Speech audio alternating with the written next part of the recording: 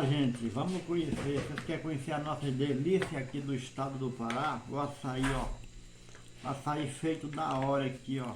Você comer com granola, viu? Aí, ó, granolinha aqui, ó.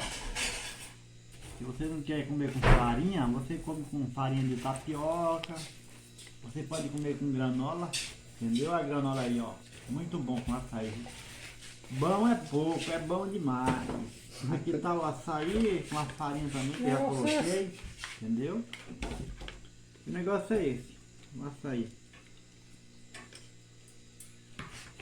Eu dispenso feijão, dispenso carne, dispenso arroz, dispenso tudo. Pra jantar um açaí, viu? O açaí é uma delícia, viu? Muito bom. Eita, é bom. E assim diz o ditado popular: chegou no Pará, parou, tomou açaí e ficou. Por isso que eu estou no Pará já há muito tempo.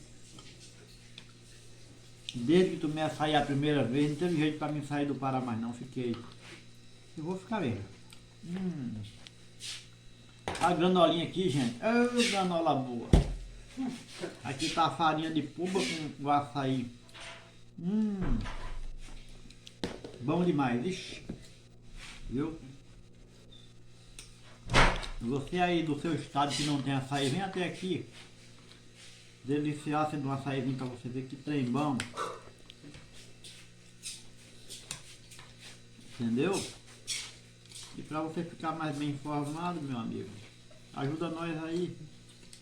Dá o teu like, meu jovem. Ativa o sininho das notificações e vamos nessa.